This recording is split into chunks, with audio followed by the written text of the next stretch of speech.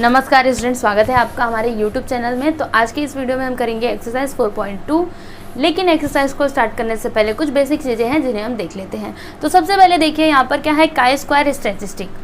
तो इसको डिनोट करते हैं इससे। ये क्या है, ये ग्रीक लेटर है जिसे आप देख सकते हो, ये होता है काई स्क्वायर। ठीक है, अब काई स्क्वायर का यूज़ हम कहाँ पे करते हैं? तो देखिए, chi square statistic is used to measure the relationship between two categorical variables. मतलब दो कैटेगोरिकल वेरिएबल्स के बीच में जो रिलेशनशिप है उसको मेजर करने के लिए किसका यूज किया जाता है? काई स्क्वायर का यूज किया जाता है। अब बात आती है कि कैटेगोरिकल वेरिएबल्स मतलब क्या। तो देखिए यहाँ पर लिखा हुआ है, a variable that takes non numerical values is called a categorical variable. For example gender, gender में या तो मेल होगा फीमेल होगा, इसमें कोई भी नंबर नहीं आने वाला। वैसे ही ब्लड ग्रुप की अगर बात करें तो ब्लड ग्रुप क्या होगा? ए बी ओ होगा, इसमें कोई नंबर आ रहा है क्या? नहीं आ रहा है। मतलब ये क्या है? Categorical variables. ठीक है, आप इतना समझ गए। अब एक और पॉइंट है यहाँ पर कि ये जो काई स्क्वायर होता है इज ऑलवेज नॉन निगेटिव। समझ में आया आपको? काई स्क्वायर हमेशा क्या होता है? नॉन निगेटिव होता है। ठीक है, तो इतना आपने काई स्क्वायर के बारे में समझ लिया। अब यहाँ पे ना फॉर्मूला हम देख लेते हैं कि अगर क्वेश्चन में बोला आपको काई स्क्वायर फाइंड करने के लिए तो आप कौन सा फॉर्मूला यूज करोगे। तो देखो यहाँ पे ये फॉर्मूला है, chi square is equal to, ये क्या है, इसे बोलते हैं समेशन ऑफ, या फिर आप इसे सिग्मा भी बोल सकते हो। ठीक है, तो समेशन ऑफ यहाँ पर ब्रैकेट में क्या आएगा? ओ आई जी minus E i J upon, पहले तो इसका स्क्वायर हो जाएगा फिर अपॉन में ई आई जे। अब मैं आपको बताती हूँ, आई मतलब क्या? रो, जे मतलब क्या? कॉलम। ठीक है, तो ओ आई जे माइनस ई आई जे और इसका whole square upon E i जे, ये होता है फॉर्मूला किसका? काई स्क्वायर का। ठीक है, जहां पर देखिए इसका मतलब क्या होगा? काई स्क्वायर वैल्यू, ओ आई जे का मतलब ऑब्जर्व फ्रीक्वेंसीज। समझ में आया आपको? ऑब्जर्व फ्रीक्वेंसीज ना आपके क्वेश्चन में दी रहेंगी, और ई आई जे का मतलब एक्सपेक्टेड फ्रीक्वेंसीज जो आपको निकालना पड़ेगा। अभी हम सम करेंगे ना तो आपको समझ में आएगा। और ये जो फॉर्मूला है इसको हम ऐसे भी लिख सकते हैं, क्या है? Chi square is equal to summation of O minus E फिर the whole square upon E. ठीक है, अब बात आती है एक्सपेक्टेड फ्रीक्वेंसीज की, क्योंकि मैंने आपको यहाँ पर क्या बोला कि एक्सपेक्टेड फ्रीक्वेंसीज हमें क्या करना पड़ेगा? उसको निकालना पड़ेगा। तो उसके लिए भी तो कोई ना कोई फॉर्मूला होगा, तभी तो हम निकालेंगे। तो देखिए यहाँ पे कौन सा फॉर्मूला है? ई आई जे मतलब expected frequency is equal to क्या हो जाएगा? R i into c j. R i का मतलब रॉ टोटल, देखिए यहाँ पे रॉ टोटल, सी जे का मतलब कॉलम टोटल अपॉन एन। अब एन का मतलब क्या? ग्रैंड टोटल होगा, दैट इज टोटल फ्रीक्वेंसी। ठीक है, जब हम सम करेंगे तो आपको सारी चीजें एक एक करके समझ में आएंगी। अभी के लिए आप ये बस फॉर्मूला याद करके रखिए। ठीक है, अब हम स्टार्ट करते हैं एक्सरसाइज 4.2। तो देखिए एक्सरसाइज 4.2 में क्वेश्चन नंबर 1 क्या दिया है? सबसे पहले तो यहाँ पर एक टेबल बनाया हुआ है और फिर उसमें क्वेश्चन क्या दिया है? Following table shows the classification of applications for secretarial and for sales positions according to gender, calculate the value of chi square statistic. तो यहाँ पर आपको क्या फाइंड करने बोल रहा है? Chi square statistic. ठीक है, तो चलिए हम इसको फाइंड करते हैं। तो आपके टेक्स्ट बुक में ना बस इतना ही दिया था, मैंने यहाँ पे एक कॉलम बना दिया है और एक रो बना दिया है। इसमें टोटल, इसमें टोटल। यहाँ पर क्या लिखा है? Are I. आर आई का मतलब मैंने आपको बताया था क्या होता है? Raw total. और सी जे का मतलब क्या? Column total. ठीक है, अभी इनको टोटल करते हैं, कितना आएगा यहाँ पर? 225। यहाँ पर क्या आ जाएगा? 75। फिर यहाँ पर 100 और यहाँ पर 200। अभी इधर से प्लस करेंगे तो कितना आ जाएगा? 300, इधर से भी 300। ये क्या हो गया? Grand total. इसे हम एन से डिनोट करते हैं। ठीक है, और ये क्या हो गया? R1 R2। मतलब क्या है इसका? कि ये रो 1 का टोटल है और ये रो 2 का टोटल है। ये हो गया C1 और ये हो गया C2। मतलब ये क्या है? कॉलम 1 का टोटल है और ये कॉलम 2 का टोटल है। जब हमने काई स्क्वायर का फॉर्मूला देखा था तो उसमें क्या था? एक्सपेक्टेड फ्रीक्वेंसी भी था। तो एक्सपेक्टेड फ्रीक्वेंसी यहाँ पर नहीं दिया है, ये क्या है, ऑब्जर्व फ्रीक्वेंसीज है, ठीक है। तो हमें क्या फाइंड करना पड़ेगा, एक्सपेक्टेड फ्रीक्वेंसीज को हमें फाइंड आउट करना पड़ेगा। तो इसका फॉर्मूला क्या होता है एक्सपेक्टेड फ्रीक्वेंसी का,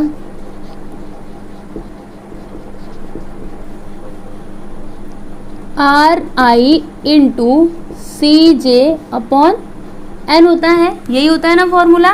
तो हम यहाँ पर इसी फॉर्मूले का यूज करके क्या फाइंड करेंगे, एक्सपेक्टेड फ्रीक्वेंसीज। तो चलिए यहाँ पर हम लिखते हैं E11, तो यहाँ पर R1 इंटू C1। अभी R1 और C1 मैंने क्यों लिखा, क्योंकि देखो यहाँ पर मैंने क्या लिखा है, E11 लिखा है, तो ये वाला 1 यहाँ पर आ गया और ये वाला 1 यहाँ पर, ठीक है। और यहाँ पर N, तो R1 कितना है, देखिए यहाँ पर 225 इंटू C1 कितना है, 100 है, अपॉन N कितना है, 300 है। अब यहाँ पर 0 से 0 कट जाएगा, 0 से 0 कट जाएगा। अभी हम इसको 3 से डिवाइड कर देते हैं, तो 3 7 से क्या होता है 21, फिर इसमें से 1 बचेगा, 3 5 15, ये आ गया E11। अब हम फाइंड करेंगे, क्या फाइंड करेंगे, E12 फाइंड करेंगे, ठीक है। तो यहाँ पर R1 इंटू क्या हो जाएगा, C2। अब ये 2 कहाँ से आया, ये देखिए ये वाला 2 यहाँ पर आ गया, N। तो R1 कितना है 225, C2 कितना है, देखिए यहाँ पर 200 है, फिर अपॉन में क्या आ जाएगा 300। अब यहाँ पर 0 से 0 कट गया, 0 से 0 कट गया, इसको हम 3 से डिवाइड करेंगे तो क्या आएगा 75 आएगा, फिर इंटू 2 करेंगे तो कितना आएगा 2 5 10, कैरी आ जाएगा 1, 2 7 14, 115, यहाँ पर आ गया 150। ये क्या हो गया E12। अब यहाँ पर हम फाइंड करेंगे E21, ठीक है। तो यहाँ पर R2 इंटू C1 हो जाएगा अपॉन N। तो R2 कितना है 75 है, तो हम यहाँ पर लिखेंगे 75 इंटू C1 कितना है 100 है, फिर अपॉन में N कितना है 300 है। तो यहाँ पर 0 से 0 कैंसिल, 0 से 0 कैंसिल। अभी हम इसको 3 से डिवाइड करते हैं तो कितना आएगा 3 2 6, इसमें से 1 बचेगा, 3 5 15, यहाँ पर आ गया 25। अब हम क्या निकालेंगे E22। तो E22 क्या हो जाएगा, देखिए R2 into C2 upon N। तो R2 कितना है 75 है, तो हमने यहाँ पर 75 लिख दिया, इंटू C2 कितना है, ध्यान से देखिएगा 200 है, तो यहाँ पर हमने 200 लिख दिया, फिर अपॉन में 300, यहाँ पर 0 से 0 कैंसिल, 0 से 0 कैंसिल। इसको हम 3 से डिवाइड करेंगे तो कितना आएगा 3 2 6, 3 5 15, फिर यहाँ पर 2 है तो इससे मल्टीप्लाई कर देंगे, क्या आ जाएगा 50। तो देखिए यहाँ पर हमने एक्सपेक्टेड फ्रीक्वेंसीज निकाल लिया। अब हम काई स्क्वायर स्टैटिस्टिक निकालेंगे। तो देखिए हमारे पास फॉर्मूला क्या है काई स्क्वायर के लिए, फॉर्मूला क्या है, चलिए मैं यहाँ पर साइड में लिख रही हूँ, इज इक्वल टू क्या होता है इसका formula, summation of O minus E the whole square upon E, यही होता है ना, मैंने आपको फॉर्मूला बताया था। तो अब यहाँ पर देखिए समेशन का मतलब क्या होता है, टोटल होता है, आपने पिछले क्लासेस में पढ़ा होगा। तो यहाँ पर देखिए O मतलब क्या, ऑब्जर्व फ्रीक्वेंसी। तो देखिए यहाँ पर ऑब्जर्व फ्रीक्वेंसी इसमें कितना है 75 है, तो यहाँ पर मैं लिखती हूँ 75, फिर माइनस अभी एक्सपेक्टेड फ्रीक्वेंसी क्या है, देखिए यहाँ पर 75 है, ये मैं कैसे ले रही हूँ मैं आपको बताती हूँ, रुकिए, इसका स्क्वायर।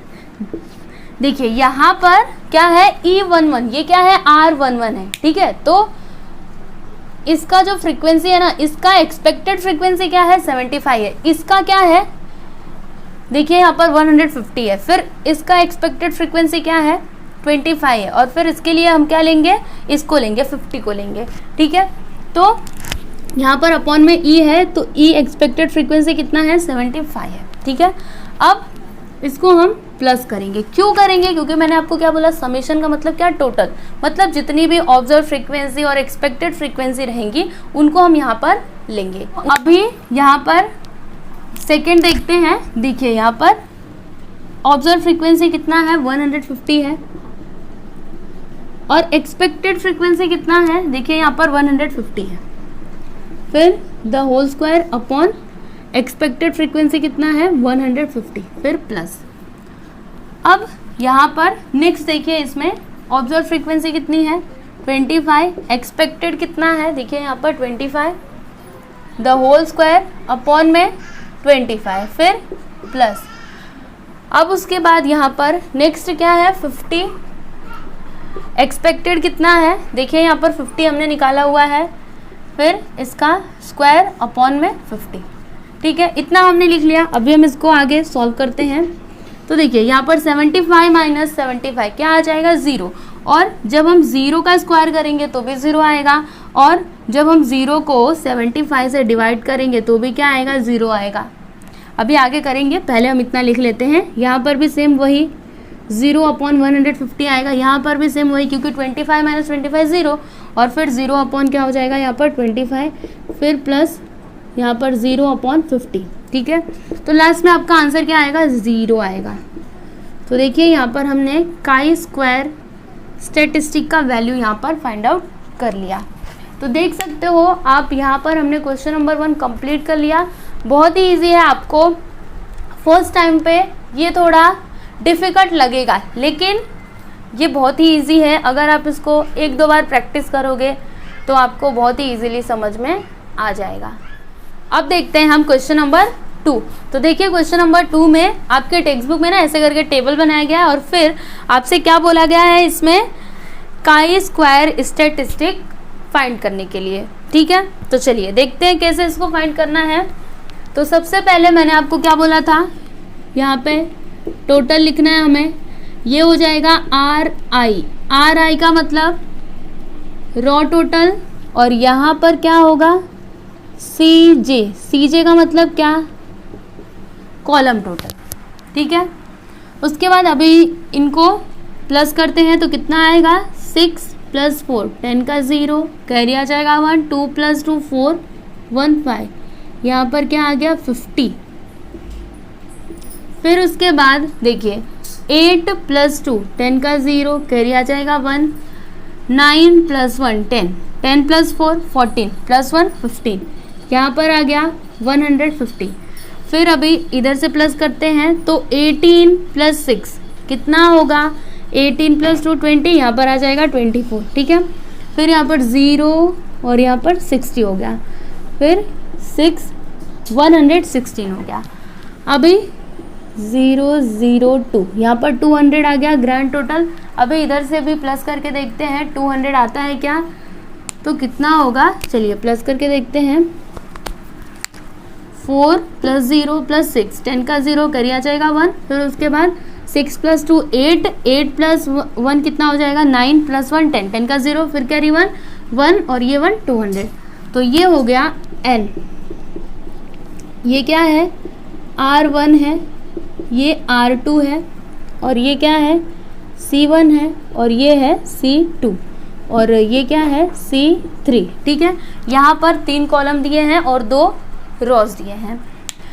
अब हमें यहाँ पर क्या फाइंड करना है, एक्सपेक्टेड फ्रीक्वेंसी। उसके लिए फॉर्मूला क्या होता है, RI × CJ/N। तो चलिए यहाँ पर हम सबसे पहले निकालेंगे E11। तो क्या हो जाएगा यहाँ पर R1 × C1/N = अभी R1 कितना है 50 है, C1 कितना है 24, N कितना है 200। तो अब इसको कैसे सॉल्व करेंगे, देखिए यहाँ पर 0 से 0 कट जाएगा, यहाँ पर 5 1 5, 5 4 20 हो जाएगा। अभी 4 1 4, 4 6 24, मतलब यहाँ पर क्या आ गया 6। E11 कितना आया 6 आया। ठीक है, उसके बाद E12 कितना आएगा, R1 × C2/N। तो R1 कितना है 50 है, C2 कितना है 60 है, N है 200। तो यहाँ पर 0 से 0 कैंसिल, 0 से 0 कैंसिल। 2 1 ज़ा 2, 2 3 ज़ा 6 और 5 3 ज़ा 15, यहाँ पर आ गया 15। ठीक है, ये हमने E12 निकाल लिया। अब हम निकालेंगे E13। देखिए हम यहाँ पर E13 क्यों निकाल रहे हैं, क्योंकि यहाँ पर 3 कॉलम्स है। ठीक है, तो यहाँ पर R1 इंटू C3 हो जाएगा अपॉन में N। तो R1 कितना है 50 है, इंटू C3 कितना है 116 अपॉन N है 200। तो यहाँ पर 0 से 0 कट गया, 5 1 ज़ा 5, 5 4 ज़ा 20, यहाँ पर क्या आ गया 116 अपॉन 4। अभी हम इसको 4 से डिवाइड कर देते हैं, तो 4 2 ज़ा 8, इसमें से कितना बचेगा 8 9 10 11, 3 बचेगा, यहाँ पर हो जाएगा 36। अभी 9 4 ज़ा क्या होता है 36 होता है, मतलब यहाँ पर आ गया 29। फिर उसके बाद यहाँ पर अभी हम क्या निकालेंगे E21 निकालेंगे। तो R2 into C1 upon N। तो R2 कितना है 150 है, तो यहाँ पर हमने 150 लिख दिया। C1 कितना है 24 है, फिर अपॉन में N कितना है 200। उसके बाद देखिए यहाँ पर 0 से 0 कट गया, फिर यहाँ पर 5 3 ज़ा 15, 5 4 ज़ा 20। ठीक है, अब 4 1 ज़ा 4, 4 6 ज़ा 24, क्या बचा यहाँ पर 3 और 6 बचा, 3 6 ज़ा क्या होता है 18 होता है। अब हम यहाँ पर क्या निकालेंगे E22। तो देखिए यहाँ पर R2 into C2 upon N। तो R2 कितना है 150, C2 कितना है 60 अपॉन N कितना है 200 है। यहाँ पर देखिए क्या हो जाएगा 0 से 0 कट जाएगा, यहाँ पर 0 से 0 कट जाएगा। अभी 2 1 ज़ा 2, 2 3 ज़ा 6, 15 3 ज़ा क्या होता है 45 होता है, तो हमने यहाँ पर 45 लिख दिया। ठीक है, तो यहाँ पर हमने E22 निकाल लिया। अब हम एक और निकालेंगे, क्या निकालेंगे E23। तो चलिए यहाँ पर साइड में E23 फाइंड कर लेते हैं। तो यहाँ पर क्या हो जाएगा R2 into C3 upon N। तो R2 कितना है 150 है, C3 कितना है देखिए यहाँ पर 116 है, N कितना है 200 है। तो यहाँ पर 0 से 0 कट गया, 5 3 ज़ा 15, 5 4 ज़ा 20। अभी हम 4 से इसको डिवाइड कर देते हैं, तो 4 1 ज़ा 4, यहाँ पर 4 2 ज़ा 8, इसमें से कितना बचेगा 3 बचेगा, 4 9 ज़ा क्या हो जाएगा 36 हो जाएगा। यहाँ पर क्या हो गया 3 इंटू 29। चलिए मैं यहाँ पर लिख देती हूँ 3 इंटू 29। अभी मल्टीप्लाई करते हैं, तो 3 9 ज़ा क्या होता है 27, कैरी आ जाएगा 2, 3 2 ज़ा 6 प्लस 2 8, मतलब E23 कितना आ गया 87 आ गया। तो यहाँ पर हमने एक्सपेक्टेड फ्रीक्वेंसीज निकाल लिया। अभी हम काई स्क्वायर स्टैटिस्टिक निकालेंगे। तो देखिए हमारे पास फॉर्मूला क्या है, यहाँ पर लिखते हैं हम उसको, chi square is equal to summation of O minus E the whole square upon E। तो यहाँ पर अभी आप ध्यान से देखिएगा क्या है O मतलब ऑब्जर्व फ्रीक्वेंसी। तो देखिए यहाँ पर क्या है 6 है, तो यहाँ पर मैंने 6 लिख दिया। अभी माइनस E मतलब क्या एक्सपेक्टेड फ्रीक्वेंसी। तो देखिए ये क्या है R11, तो यहाँ पर हम क्या लेंगे E11 लेंगे। तो E11 का देखिए यहाँ पे कितना आया है 6 आया है, तो यहाँ पर मैंने क्या लिखा 6, फिर द होल स्क्वायर अपॉन में क्या 6।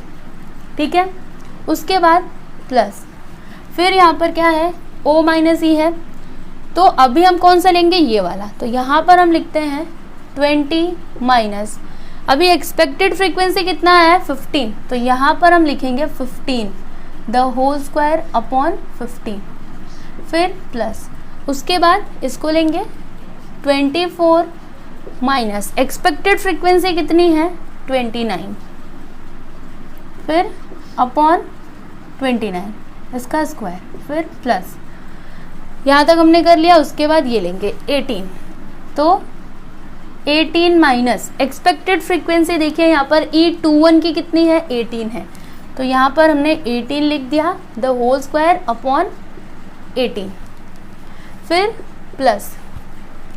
अब यहाँ पर अगला क्या है 40, तो 40 माइनस, चलिए मैं इसको नीचे करती हूँ, यहाँ पर 40 माइनस एक्सपेक्टेड फ्रीक्वेंसी देखिए 45 है, तो यहाँ पर लिख दिया 45, द होल स्क्वायर अपॉन 45, फिर प्लस।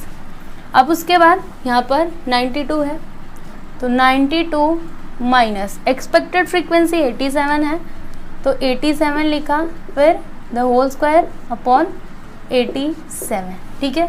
तो यहाँ पर हमने इसको लिख लिया। उसके बाद अभी हम इसको आगे सॉल्व करते हैं।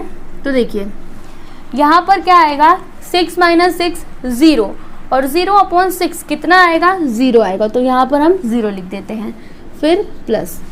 अब यहाँ पर नेक्स्ट देखिए 20 माइनस 15 करेंगे तो क्या आएगा, 5 आएगा। तो यहाँ पर देखिए 5 का स्क्वायर होगा ना, तो जब आप 5 का स्क्वायर करोगे तो क्या आएगा, 25 आ जाएगा अपॉन 15 प्लस। देखिए एक बार मैं आपको फिर से बताती हूँ, यहाँ पर 20 माइनस 15 करेंगे तो क्या आएगा, 5 आएगा, और 5 का स्क्वायर करेंगे तो क्या आएगा, 25 आएगा, 25 अपॉन 15। फिर उसके बाद यहाँ पर देखिए 24 माइनस 29 करेंगे तो -5 आएगा, और -5 का जब हम स्क्वायर करेंगे तो क्या आएगा, यहाँ पर 25 अपॉन 29 प्लस। अभी 18 माइनस 18 0, 0 अपॉन 18 कितना आएगा, 0 आएगा। उसके बाद यहाँ पर 40 माइनस 45 करेंगे तो -5 आएगा, और -5 का स्क्वायर हम निकालेंगे तो 25 अपॉन 45 आ जाएगा, फिर उसके बाद प्लस। अभी 92 माइनस 87 करेंगे तो 5 आएगा, 5 का स्क्वायर करेंगे तो 25 अपॉन 87। इतना आपको समझ में आ गया। अब आगे देखिए यहाँ पर इसको हम कैंसिल कर देते हैं, 5 5 ज़ा 25, 5 3 ज़ा 15, यहाँ पर आ गया 5 अपॉन 3 प्लस। इसको हम कैंसिल नहीं कर सकते तो इसको हम ऐसे रहने देते हैं, फिर यहाँ पर प्लस। अभी देखिए 5 5 ज़ा 25, 5 9 ज़ा 45, यहाँ पर आ गया 5 अपॉन 9 प्लस, यहाँ पर 25 अपॉन 87। अभी हम क्या करते हैं, एक एक करके डिवाइड करते हैं और फिर यहाँ पर लिखते जाते हैं। जैसे यहाँ पर क्या है, 5 अपॉन 3 है, तो चलिए इसको डिवाइड करके देखते हैं कितना आंसर आता है। 5 यहाँ पर 3, तो 3 1 ज़ा 3, माइनस करेंगे तो 2, पॉइंट लगाया 0 बढ़ाया, 3 6 ज़ा 18, माइनस करिए फिर से 2 आ गया, पॉइंट लगाया है 0 बढ़ाया, 3 6 ज़ा 18, मतलब बार बार 6 6 आता रहेगा। तो इसमें हम क्या लिखेंगे, देखिए 1.6 और यहाँ पे हम 7 लिख देते हैं, क्योंकि बार बार 6 6 आ रहा है ना, 5 से ऊपर आ रहा है, और जब 5 से ऊपर जाता है तो हम क्या कर सकते हैं, जैसे 6 6 आ रहा है तो हम वहाँ पे 6 7 लिख सकते हैं। अब चलिए ये तो हमने कर लिया। अब यहाँ पर नेक्स्ट क्या है, 25 अपॉन 29 है, तो चलिए हम इसको डिवाइड करते हैं, 25 और 29, तो यहाँ पर पॉइंट लगाया हमने, 0 को बढ़ा दिया। अब ये कितने टाइम में जाएगा, 8 टाइम में जाएगा, 8 9 से 72, फिर कितना आ गया 232, माइनस करेंगे तो यहाँ पर 8, यहाँ पर 1, यहाँ पर 0, हमने पॉइंट लगाया है, 0 को बढ़ा दिया। फिर इसको 6 टाइम में मल्टीप्लाई करते हैं तो देखिए 6 9 ज़ा क्या हो जाएगा 54, फिर 6 2 ज़ा 12 प्लस 5 17, कितना आ गया 174, माइनस करेंगे तो यहाँ पर 6, यहाँ पर 0 0, फिर ऐसे करके हम 0 बढ़ाते जाएंगे और आगे आता जाएगा, मतलब हम यहीं पे रुक जाते हैं, यहाँ पर लिख देते हैं 0.86, ठीक है, तो ये आ गया। उसके बाद देखिए यहाँ पर अगला क्या है, 5 अपॉन 9, तो चलिए यहाँ पर भी हम डिवाइड करते हैं, तो 5 और 9, पॉइंट लगाया हमने, 0 बढ़ा दिया, 9 5 से क्या होता है 45 होता है, माइनस करेंगे तो 5 आ जाएगा, ठीक है, पॉइंट लगाया हमने, फिर से 0 बढ़ा देंगे तो 9 5 से 45, मतलब यहाँ पर 0.55 आता ही रहेगा, तो यहाँ पर हम लिख देते हैं 0.56। अभी मैंने यहाँ पर 6 क्यों लिखा, क्योंकि देखिए पॉइंट के बाद यहाँ पर 5 5 5 आ रहा है, मतलब मैं इसको ना एक बढ़ा करके लिख सकती हूँ, तो यहाँ पर मैंने 0.56 लिख दिया। अब यहाँ पे अगला आ जाता है 25/87। तो चलिए यहाँ पर डिवाइड करते हैं 25 और 87। तो यहाँ पर हमने पॉइंट लगाया, 0 बढ़ा दिया। अब ये कितने टाइम में जाएगा? मुझे लगता है कि ये 2 टाइम में जाएगा, क्योंकि जब आप इसको 3 टाइम करोगे ना तो ये ज़्यादा हो जाएगा। चलिए पहले हम 3 टाइम में करके देख लेते हैं। 3 7 से 21, 2 आ जाएगा। 8 3 से 24 प्लस 2 कितना हो जाएगा? देखिए 251 ज़्यादा हो जा रहा है ना, तो हम इसको 2 टाइम में ही लेकर के जाएंगे। तो 2 7 से 14, कैरी आ जाएगा 1। 2 8 से 16 प्लस 1 17। माइनस करते हैं, यहाँ पर 6, यहाँ पर 14 माइनस 7 7, यहाँ पर 0। अभी पॉइंट लगाया हमने, 0 को बढ़ा दिया। अब यहाँ पर ये कितने टाइम में जाएगा? 8 टाइम में जाएगा। देखिए यहाँ पर 56, कैरी आ जाएगा 5, फिर 8 8 से 64, 64 प्लस 5 कितना हो जाएगा? 69। ठीक है, अगर हम इसको 9 टाइम में लेकर के जाते हैं ना तो ज़्यादा हो जाता है, इसलिए यहाँ पर हमने इसको कितने टाइम में लेकर के गए? 8 टाइम में ही। तो 10 माइनस 6 करेंगे तो 4, फिर यहाँ पर 15 माइनस 9 करेंगे तो कितना आएगा? 6 आएगा, फिर यहाँ पर 0। अब यहाँ पर हमने पॉइंट लगाया है, इसको 0 बढ़ा देते हैं यहाँ पर, तो फिर ये आगे करके ऐसे ही बढ़ता जाएगा। ठीक है, तो हम यहीं पर रुक जाते हैं। हमें जो मिला है ना उसको हम लिख लेते हैं 0.28। ठीक है, और बाकी इसको रफ कर देते हैं। अभी इन सभी को हम प्लस कर देते हैं, तो चलिए कितना आएगा देखते हैं। देखिए 7 प्लस 6 कितना हो जाएगा? 13, 13 प्लस 6 कितना होगा? 19, 19 प्लस 8 27। तो 27 का 7 कैरी आ जाएगा 2। फिर 6 प्लस 8 14, 14 प्लस 5 19, 19 प्लस 2 21, 21 प्लस 2 क्या हो जाएगा? 23। तो 23 का 3 कैरी आ जाएगा 2, और यहाँ पर पॉइंट लगा देंगे। उसके बाद 1 और कहीं पे 1 नहीं है, तो 1 प्लस 2 कितना हो जाएगा? 3। मतलब यहाँ पर काई स्क्वायर स्टैटिस्टिक क्या आया? 3.37। तो चलिए हम यहाँ पर लिख देते हैं आंसर में, chi square statistic is equal to 3.37। तो देखिए यहाँ पर हमने क्वेश्चन नंबर 2 कंप्लीट किया। अब हम देखते हैं क्वेश्चन नंबर 3। तो देखिए क्वेश्चन नंबर 3 में क्या दिया है? A sample of men and women who had passed their driving test either in first attempt or in second attempt were surveyed. Compute chi-square statistic। और उसके लिए यहाँ पर ना ये टेबल दिया है जिसमें आपको क्या फाइंड करने बोला है? chi-square statistic। तो चलिए हम फाइंड करते हैं। यहाँ पर टोटल आ जाएगा, मतलब RI, और यहाँ पर टोटल इट मीन्स CJ। ठीक है, अभी प्लस करते हैं इनको, तो 2 प्लस 8 10 का 0 कैरी आ जाएगा 1, 3 प्लस 2 5 1 6, ये हो जाएगा R1। फिर यहाँ पर 8 प्लस 12 20, ये क्या हो गया? R2। फिर यहाँ पर 8 प्लस 2 10, 3 प्लस 1 40, तो ये हो गया C1। और यहाँ पर 8 प्लस 2 10 का 0 कैरी आ जाएगा 1, 2 प्लस 1 3 प्लस 1 4, तो ये हो गया C2। अभी 0 यहाँ पर 80 हो गया और इधर से भी 80। ठीक है, तो यहाँ पर ये क्या हो जाएगा? N हो जाएगा। अब हम क्या निकालेंगे? Expected frequencies. तो फॉर्मूला क्या है हमारे पास? EIJ इज इक्वल टू क्या है? RI into CJ upon N। ये क्या है? फॉर्मूला है। तो चलिए यहाँ पर हम निकालते हैं E11 क्या हो जाएगा? R1 into C1 upon N।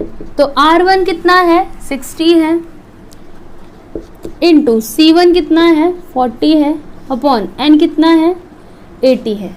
तो देखिए यहाँ पर 0 से 0 कट गया। उसके बाद यहाँ पर 2 4 ज़ा 8, 2 3 ज़ा 6, अभी 4 1 ज़ा 4, यहाँ पर 4 1 ज़ा 4 0, और 3 इंटू 10 करेंगे तो 30। तो ये आ गया E11। अब E12, तो यहाँ पर R1 into C2 upon N is equal to R1 कितना है, देखिए यहाँ पर 60 इंटू C2 कितना है 40 है अपॉन N कितना है 80, फिर सेम वही है तो यहाँ पर 30 आ जाएगा। फिर यहाँ पर E21, मैं आपको बता दूँ कि यहाँ पर मैंने 30 कैसे लिख दिया, क्योंकि देखो यहाँ पर जो है वो यहाँ पर भी था, तो क्या आया था इसका आंसर 30, मतलब जब हम इसको सॉल्व करेंगे तो क्या आएगा 30 ही आएगा, इसलिए मैंने यहाँ पर डायरेक्टली 30 लिख दिया। अब R2 into C1 upon N, तो R2 कितना है 20 है, C1 है 40 और N है 80, तो देखिए 41 सा 40, 42 सा 80, अभी 2 1 सा 2, 2 10 सा 20, यहाँ पर क्या आ गया 10, क्या है यहाँ पर 10 है।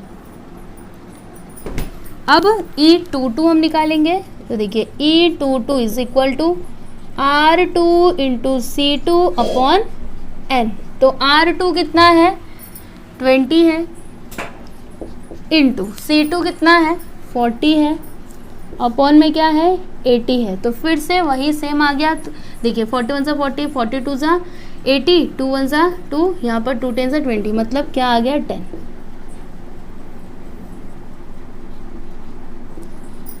तो देखिए यहाँ पर हमने एक्सपेक्टेड फ्रीक्वेंसीज निकाल ली। अब हम काई स्क्वायर स्टैटिस्टिक फाइंड करेंगे। तो देखिए यहाँ पर हमारे पास फॉर्मूला क्या है काई स्क्वायर फाइंड आउट करने के लिए, summation of O minus E the whole square upon E। तो देखिए यहाँ पर ऑब्जर्व फ्रीक्वेंसी 32, तो यहाँ पर हम लिखेंगे 32 माइनस एक्सपेक्टेड फ्रीक्वेंसी E11 कितना है 30 है, तो यहाँ पर हमने लिखा 30 और फिर होल स्क्वायर अपॉन 30। अपॉन में 30 क्यों आया, क्योंकि देखिए अपॉन में क्या है E है, मतलब 30, एक्सपेक्टेड फ्रीक्वेंसी कितना है 30 है ना, इसलिए यहाँ पर 30 आ गया, फिर प्लस। अब ये देखिए ऑब्जर्व फ्रीक्वेंसी 28, फिर एक्सपेक्टेड फ्रीक्वेंसी कितनी है 30 minus 30 the whole square upon 30, फिर प्लस। उसके बाद यहाँ पर अगला देखिए 8 माइनस यहाँ पे एक्सपेक्टेड फ्रीक्वेंसी है 10 द होल स्क्वायर अपॉन 10, फिर प्लस। अब यहाँ पर नेक्स्ट क्या है 12 माइनस एक्सपेक्टेड फ्रीक्वेंसी है 10 द होल स्क्वायर अपॉन 10। अब हम इसको आगे सॉल्व करते हैं। तो देखिए 32 माइनस 30 करेंगे तो क्या आएगा 2 आएगा, और 2 का स्क्वायर करेंगे तो 4 अपॉन 30 प्लस यहाँ पर 28 माइनस 30 करेंगे तो -2 आएगा, -2 का स्क्वायर करेंगे तो 4 आएगा, तो यहाँ पर 4 अपॉन 30, फिर प्लस 8 माइनस 10 करेंगे तो -2 का स्क्वायर करेंगे तो 4 अपॉन 10 प्लस 12 माइनस 10 किया तो 2 और 2 का स्क्वायर 4 अपॉन 10। अभी यहाँ पर देखिए इसका डेनोमिनेटर और इसका डेनोमिनेटर दोनों का सेम है, तो हम इन दोनों को प्लस कर सकते हैं, तो 4 + 4 8 अपॉन 30 हो जाएगा। फिर यहाँ पर देखिए इसका डेनोमिनेटर क्या है 10, यहाँ पर भी 10, मतलब दोनों को प्लस कर सकते हैं, तो 4 + 4 8 अपॉन 10 हो गया। ठीक है, अब हम क्या करते हैं क्रॉस मल्टीप्लाई कर देते हैं। तो देखिए यहाँ पर क्या हो जाएगा 10 × 8 करेंगे तो 80 प्लस 30 × 8 करेंगे तो 240 हो जाएगा, अपॉन में 30 × 100 करेंगे तो क्या हो जाएगा 300। ठीक है, चलिए मैं यहाँ पे एक और स्टेप आपके समझने के लिए बढ़ा देती हूँ। 10 × 8 हमने किया, फिर प्लस 30 × 8 किया और अपॉन में 30 × 10 किया। तो देखिए 10 × 8 80, 30 × 8 करेंगे तो 240, फिर यहाँ पर 30 × 10 करेंगे तो 300। अब उसके बाद इनको प्लस कर देते हैं, तो 0 फिर 8 + 4 कितना होगा 12, 12 का 2 कैरी आ जाएगा 1, 2 + 1 320 अपॉन 300 हो गया। अब यहाँ पर 0 से 0 कट गया, अब यहाँ पर क्या हो जाएगा देखिए 32 अपॉन 30, तो देखिए इसको हम 2 से कैंसिल कर सकते हैं, 2 1 ज़ा 2, 2 6 ज़ा 12, यहाँ पर 2 1 ज़ा 2, 2 5 ज़ा 10, क्या आ गया 16/15। अभी हम यहाँ पर डिवाइड करते हैं तो 16 और 15, 15 1 ज़ा 15, माइनस करेंगे तो 1, पॉइंट लगाया हमने, 0 को बढ़ा दिया। लेकिन अभी भी देखिए ये जो 10 है ये 15 से छोटा है, मतलब हमें एक और 0 बढ़ाना पड़ेगा। तो यहाँ पर हमने 0 लगाया, ये 0 बढ़ा दिया। अब 15 6 ज़ा क्या होता है 90 होता है, माइनस करेंगे तो अगेन यहाँ पर क्या आ जाएगा 10 आएगा, फिर हमें एक और 0 बढ़ाना पड़ेगा और यहाँ पर फिर 6 टाइम में वो जाएगा, मतलब ये 6 6 करके आते ही रहेगा। ठीक है, तो आप इसको ऐसे यहाँ पर लिखो 1.066 या फिर इसका आंसर क्या हो जाएगा 1.067। अब मैंने यहाँ पर 7 क्यों लिखा, क्योंकि देखिए यहाँ पर बार बार 6 6 करके आते ही रहेगा। तो मैंने आपको पहले भी बताया है कि जब 5 के ऊपर जाता है ना तो हम एक नंबर बढ़ा करके लिख सकते हैं। जैसे यहाँ पर 6 है तो हम यहाँ पर 7 करके लिख सकते हैं। तो यहाँ पर काई स्क्वायर स्टैटिस्टिक क्या आ गया, चलिए आंसर में लिख देते हैं। काई स्क्वायर इज इक्वल टू 1.07। तो देखिए यहाँ पर हमने क्वेश्चन नंबर 3 कंप्लीट किया। ये देखिए यहाँ पर पूरा। तो इस वीडियो में हम बस इतना ही करेंगे। हमने कौन कौन से क्वेश्चंस किए, क्वेश्चन नंबर 1, 2 और 3, और जो क्वेश्चन नंबर 4 और 5 है उसको हम नेक्स्ट वीडियो में करेंगे। ठीक है, तो आपको हमारा ये वीडियो कैसा लगा प्लीज़ हमें कमेंट करके ज़रूर बताइएगा। और अगर आपको हमारा ये वीडियो अच्छा लगा तो आप प्लीज़ हमारे वीडियो को लाइक कीजिएगा, शेयर कीजिएगा, और अगर आप हमारे चैनल पर नए हैं तो हमारे चैनल को सब्सक्राइब कीजिएगा। Thank you.